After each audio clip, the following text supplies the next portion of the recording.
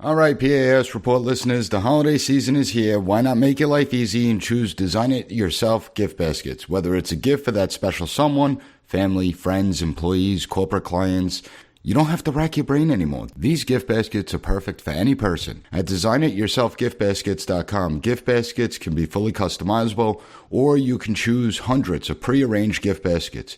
Design It Yourself gift baskets are festive for the holiday season, whether it's Thanksgiving, Christmas, Hanukkah, and you can be sure that these beautifully decorated gift baskets will make anyone feel appreciated. No matter who you're shopping for, go to designityourselfgiftbaskets.com. And best of all, you get to save money. P.A.S. report listeners can get 10% off your order using code P.A.S. at checkout. So go to DIYGB.com, find the perfect gift this holiday season, and use coupon code P.A.S. at checkout to get 10% off today. Welcome to the P.A.S. Report Weekly Roundup Podcast.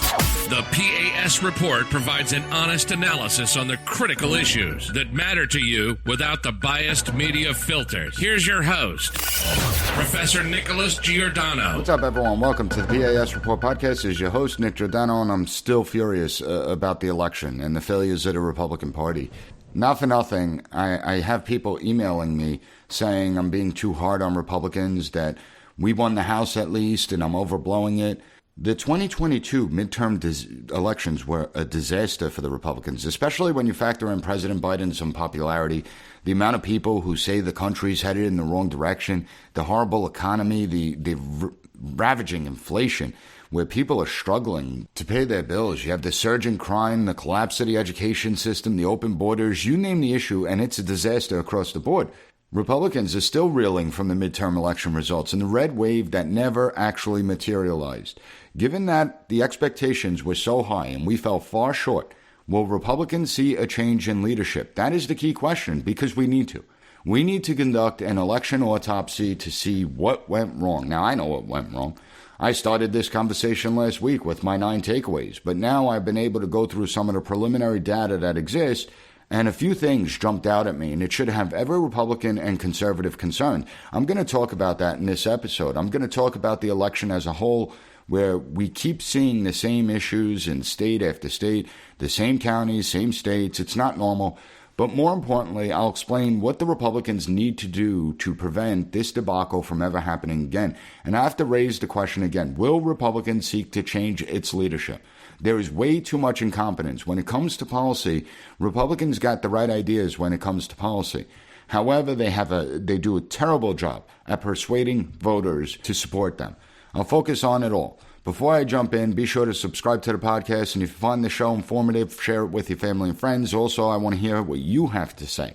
So write a review on Apple Podcasts, drop me an email at podcast@pasreport.com. And before I get into the meat of the episode, I need to vent about why it takes so long for us to figure out the winners and losers of an election. We just learned today, as of this recording, this won't go out till tomorrow, we learned that Carrie Lake lost the governorship, and she was a good candidate. And seriously, it is now beyond frustrating when you see these. But more importantly, it should be unacceptable. We should know who won an election on election night, or at the very latest the next day. The fact that it takes 5, 6, 7 days to figure it out is unacceptable. Sometimes it's weeks. It really bothers me. Go back 40 years ago, and we were able to tabulate the votes on election night and determine the winners and losers. With all the advancements in technology, you would think we can count votes quicker, and it wouldn't be an issue, but it is. Instead, it takes a much longer time, and here's the kicker. These votes aren't even being counted by hand in most cases. It's a friggin' machine that does the counting. So what is taking so long? Obviously, we have a problem. And it's always the same places, right? You know, Democrats constantly preach about how anyone who questions election results is an election denier. They say questioning the election and the process is akin to the greatest threat to democracy, that the republic cannot withstand people questioning the election.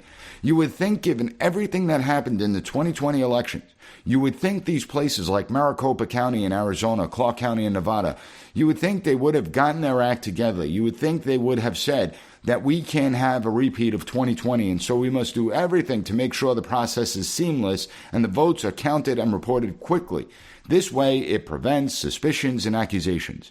When you constantly have these issues and the results go the same way, because they always go the same way, you notice they're never in Republicans' favor, it's no wonder why people begin to question the process. It's no wonder why people begin to lose trust in the process.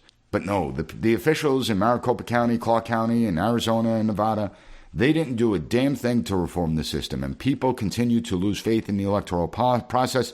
It is unacceptable. But these people don't care. And then you have those that are screaming that it's all fraud, it's all rigged. This is part of the Republican problem right here. First of all, if you have legitimate evidence of fraud, then show that evidence. Show it. And I'm talking about legitimate evidence, not screenshots that go around online that are easily manipulated. I'm talking about hard, concrete evidence. And I warned about the mail-in voting system all the way back in September of 2020, so I don't want to hear it. I don't want to hear it. I'm against mail-in voting. I've spoken out against it. I've released several podcast episodes on it. I warned the mess it would create. But for all those people screaming about election fraud and that nothing will change until we fix the election system, you can't fix the election system if you don't have the power. If you are not the party in power, there is nothing you can do. You can scream all you want, but is that going to solve the problem? Is that going to fix the election system? And it doesn't help the situation when you're constantly saying fraud, fraud, fraud.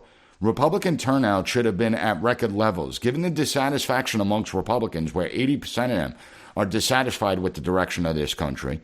And it does appear that Republicans did win the overall popular vote within the midterms, but they fell far short. For all those who want to scream fraud, you should be mad that more Republicans didn't turn out to vote.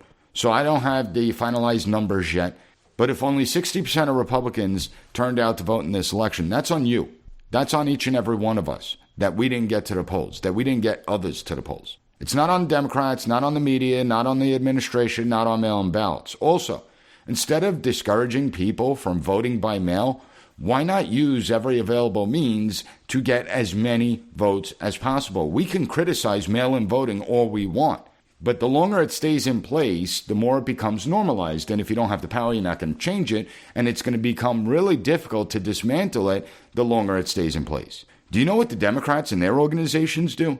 They educate their constituency on voting by mail. Not only do they make sure registered Democrats get the mail-in ballots, but they also constantly call Democrat voters to make sure they actually submit the ballots. They'll call them, they'll remind them, they'll tell them to get their family members to submit their ballots. They hound their voters because they know that the longer a person holds on to the mail-in ballot, the more likely they are going to forget about it and won't send it back in, and then they won't vote. This is the Democrat machine. And the calls don't stop until you get the mail-in ballot in. Where is the Republican machine? Oh, that's right. Too many want to discourage all available means of voting, right? Just go on Election Day.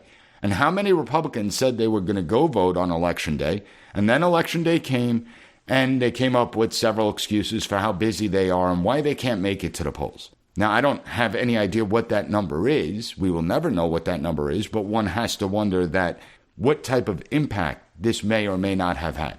Had these people gotten mail-in ballots, maybe they would have mailed them in and we would have voted, and then we didn't have to worry about something coming up on Election Day that would prevent us from going to the polls. As I said in my conversation with Lee Smith last week, for every race, Republicans need an even bigger turnout to make up for any of the shenanigans that may take place. It's not enough to say I'm up by a point or two. You have to pretend like you're down 5. But for those who didn't go out and vote, you no longer have a right to complain about what's going on in New York State, what's going on in the country. You shouldn't complain about the economy or gas prices. You shouldn't complain about crime, because by not voting, you gave tacit approval to the Democrat agenda. You endorsed their failed policies. So you can complain it's rigged all you want, but nothing will change by complaining about it and staying home. And when you keep screaming that it's all fraud, how many people are you discouraging from voting? How many people will say to themselves, what's the point of voting? My vote doesn't matter. The system is rigged. Like I said, I don't like mail-in voting, but if it's going to remain, we might as well take advantage of it, right? And then when we finally do win elections and take these states, then we could push for the same reforms that Florida made. And look at Florida. It's the third largest state that has the ability to announce all vote totals on election night. Imagine that. Crazy, I know. All registered voters are eligible to vote by mail in Florida. They allow early voting. They vote on election day. No one is complaining about Florida or calling the election rigged in Florida. Florida is a model that other states need to follow, but we can't import that model until we win elections. It's very simple. And then you have the media that keeps reporting that the youth turnout in the 2022 midterms was near record. What they aren't saying is that youth turnout continues to significantly lag behind other age demographics. In addition, given the nature of our election process, the youth turnout varies from jurisdiction to jurisdiction. While some jurisdictions did see higher turnout, others saw lower turnout, or turnout similar to previous elections. You have Tufts University Center for Information and Research on Civic Learning and Engagement. They report 27% of young people aged 18 to 29 turned out to vote in the 2022 midterm elections. What did Republicans do to garner some of those votes? What issues did they speak about to the young people? Many are reporting that this is the second highest youth turnout in decades, and we only saw a higher number in 2018. It's important to know that these estimates, they're based on exit polling, and official numbers, they're not going to be coming for quite some time. But many in the media are mischaracterizing the number and what it actually means. The 27% is based on all eligible voting age population between the ages of 18 and 29 that are legally allowed to vote in the United States. It is not based on the total share of the electorate, so there is a difference. Okay, so the same report states that younger voters made up a smaller share of the electorate than in 2018. In 2018, the young voter share of ballots was about 13%. And in 2022, the number is down to 12%. And the young voters' percentage of the electorate in the midterms, in 2006 it was 12%, 2010 it was 11.3%, 2014 it was 10%, 2018 it was 13%, this election it's going to be 11 or 12%. If you notice, these numbers are fairly flat and consistent, where young people make up between 10 and 13% of the electorate. That's the amount of young people that actually go out and vote. While the breakdown of the electorate based on age has yet to be finalized, if all age demographics saw an uptick, reports of youth turnout will prove to be overhyped. This is not to say that the youth vote didn't have an impact, and this is my point. Given how close some of these races were, the youth vote could have prevented Republicans from winning several key races. For example, early numbers show that the youth voters favored Senator-elect John Fetterman by 19 points. That's insane to me. You basically voted for someone that can't put together a coherent sentence again, and now they're going to be serving in the Senate, but it is what it is. Another example, Arizona saw an uptick which may have been the difference maker in the governor's race. It may have been the difference maker in a few House seats. What I see is younger voters do appear to be more civically engaged in the last 3 election cycles, but again, so have all the age demographics, as turnout has improved in every age group. But the percentage within the electorate hasn't shifted all that much. Regardless of whether they decided the election, the youth vote is an important voter bloc that Republicans continue to ignore. I've been teaching for the last 17 years, and over the last 5 years, I've noticed my students becoming much more civically engaged. They are not political animals, but they do care about the issues that affect them. Republicans underestimated the impact of abortion and the student debt issue, allowing Democrats to grab a 28-point advantage of the youth vote. This should be unacceptable in Republican circles. Even though I believe reports of youth participation are exaggerated, Republicans should not sleep on this voter bloc, because if the youth vote does happen to increase their percentage within the electorate, it could have significant consequences going forward. When it comes to abortion, this is an issue that's going to remain going forward, and Republicans are going to have to figure out a way to control the narrative. Too many Republicans were wishy-washy when it came to the issue. The fact that Republicans would stammer and stutter whenever they were asked about abortion was ridiculous. Republicans have been campaigning on this issue for the last 50 years, so own it. You could celebrate the Dobbs decision. It's okay. It shouldn't matter if you lose some votes. If that's where you stand, that's where your principles are, you have to accept that. Rather than Republicans explain their position, they instead tried to be vague, and they wouldn't really say where they stood on the issue. And voters, especially young people, they see right through that nonsense. Whenever a Republican was asked about like rape and incest, they would give some dumb, half-assed answer. Take control of the narrative. Considering the fact that 0.0001% of abortions occur due to rape and incest, say, yeah, I would make an exception for that. They should have forced Democrats to explain where the Democrats stand on the issue. They should have forced Democrats to go on record and state whether they support late-term abortions, partial birth abortions, post-birth abortions. Instead, Republicans let Democrats get away with the Democrats screaming about women's health care and reproductive rights. Why? Every one of them should have been asked if abortion illustrates an enlightened and righteous society or if it reflects a primitive, barbaric society. Someone needs to back Democrats into a corner. Ask, what about an abortion is women's health care? And don't say the life of the mother being in danger, because most people, Republican and Democrat, will agree, fine, if the life of the mother is in danger, then abortion can be a considered option. But it's not about health care. When it comes to the student loan issue, you have to give the Democrats and the Biden vote-buying scheme credit. It worked. It worked. Even though there isn't a chance in hell that his student loan forgiveness program is going to go through, it worked. It achieved its purpose, right? 2 months, 3 months before an election, you announce you're going to wipe away people's debt, $10,000 of it up to $20,000. And so young people say, we're going to support this person because I have an enormous amount of debt. You know, Republicans have to start focusing on the issues that appeal to young voters. They should have spoken about the failed education system. They should have spoken about student debt. You know, instead of just saying to students, we're not going to do debt forgiveness, instead of saying that Democrats just want to throw money at the problem, why didn't Republicans craft a policy on their own and say, okay, you know, we're seeing a higher academic achievement gap now because of the tyrannical decrees by the little Mussolini wannabes out there. So if you volunteer to tutor in these at-risk areas, well, we will cut down your student loan debt based on the number of hours you tutor each and every week. Like, come up with creative plans like that, but they won't do that. They hardly talked about education. When they did talk about education, it was mostly based on CRT and agenda stuff. But they should have focused on explaining what they can do in an attempt to lower the cost of college, what they can do to improve K through 12 education, to boost proficiency levels. They could have explained how colleges should be on the hook for all the useless degree programs that have no practical applications outside of academia. Republicans should have also focused, if we're talking about the youth vote, on how Democrats stole 2 years of their lives during the pandemic, forcing young people to forgo major life events, graduations, proms, going out with friends, just being a normal human being, being a young kid that's going to have fun growing up, but we ignored that.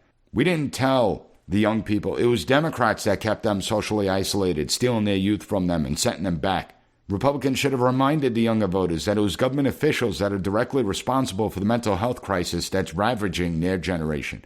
Republicans should have explained how Democrats are trying to divide us on race and are treating their generation as the most racist and bigoted generation to ever exist, even though in reality, the younger generations of Americans are the most open and tolerant generations to ever exist. So we need to start appealing to the youth and actually speaking to them.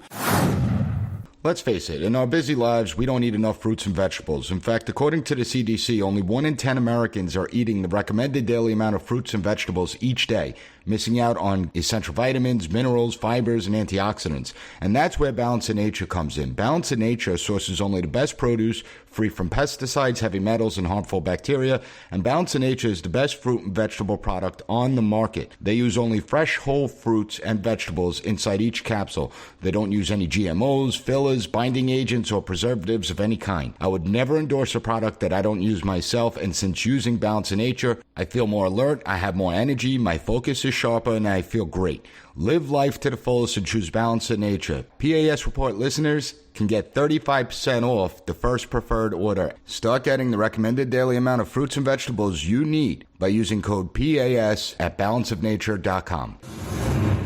But the bigger problem that I see with Republicans, the most glaring problem, is independence. This is something that should concern every single Republican. Consider that in a normal midterm election year, the minority party usually carries independents by double digits. This election, Democrats carried independents by 2%, 49 Democrats to 47 Republicans.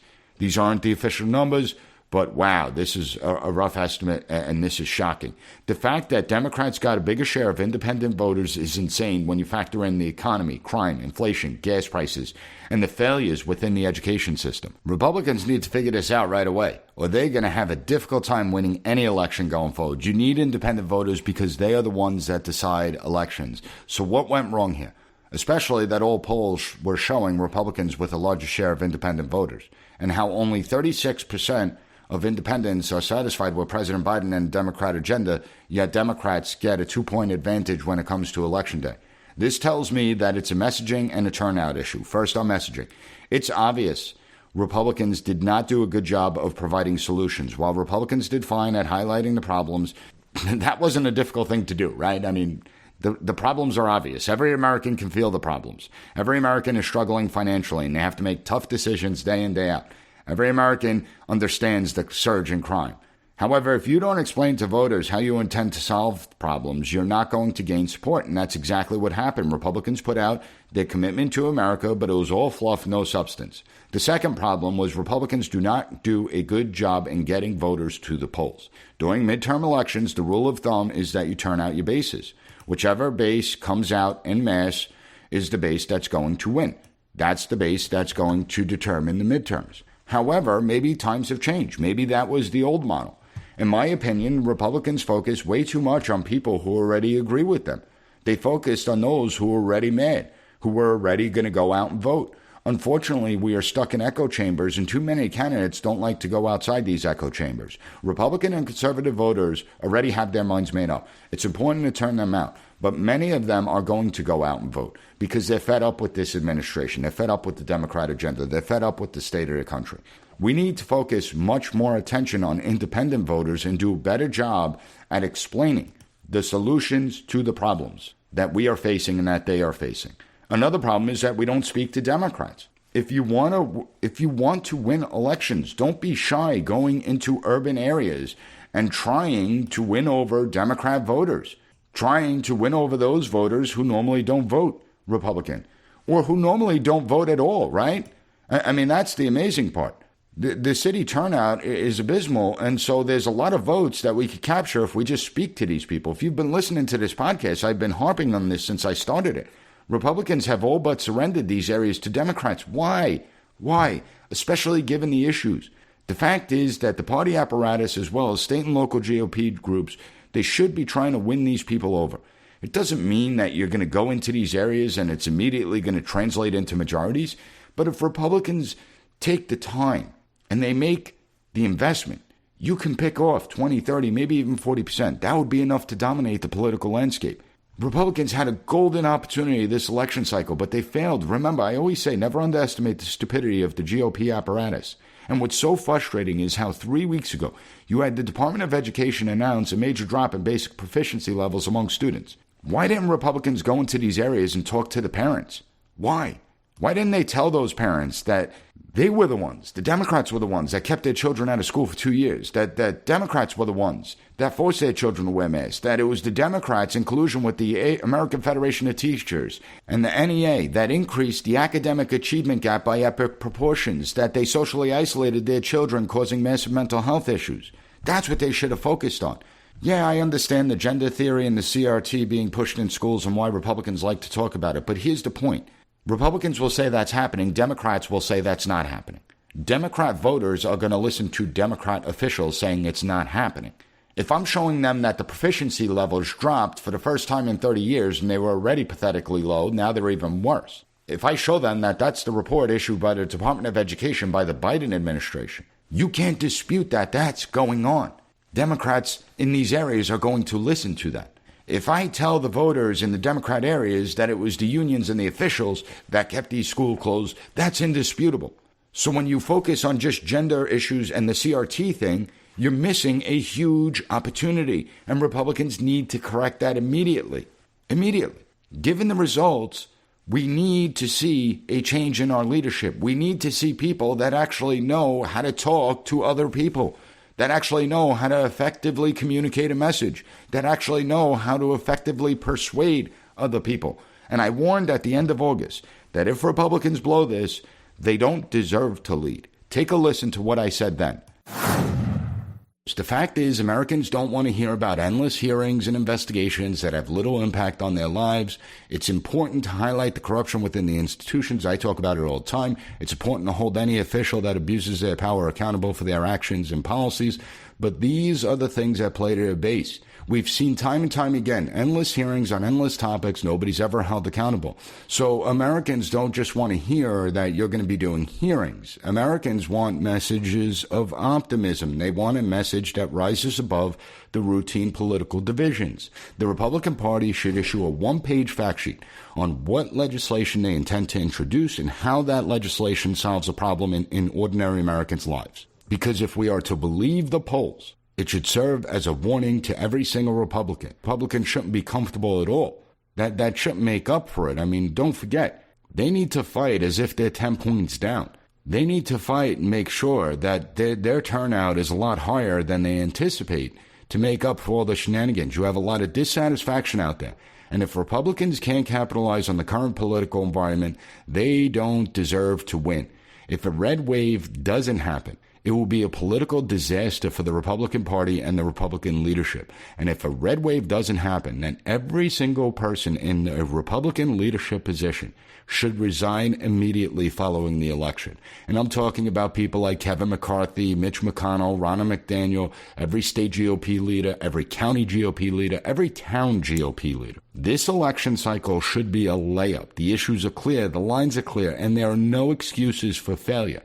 Unfortunately, the Republicans are better at fighting amongst themselves rather than fighting against the Democrat agenda. Unfortunately, Republicans go harder against each other than they do against their Democrat opponents. If Republicans were smart, which many are not, they would stick to the messaging I outlined in this episode, especially now that the primaries are coming to an end. And if your candidate lost, get over it. Enough with the infighting. We need leadership, and if the Republicans blow the red wave, then they don't deserve to lead. I am thoroughly fed up and disgusted, and the leadership has failed us. Republicans need to take accountability for these failures. We have to work on making a more persuasive case to win over Americans. Now, I hope you found the content of this episode informative. If you did, please share it with your family and friends. I appreciate all the 5-star ratings on Apple Podcasts, and if you have 30 seconds, please write a good review. I want to thank you for joining me, and I'll be back on Monday with another great episode of the P.A.S. Report podcast. Thank you for listening to the P.A.S. Report Weekly Roundup Podcast. Have a good one. Bye. Be sure to rate, share, and subscribe to the podcast so you'll never miss an episode. Also, visit PASreport.com and follow us on Twitter at PAS Report.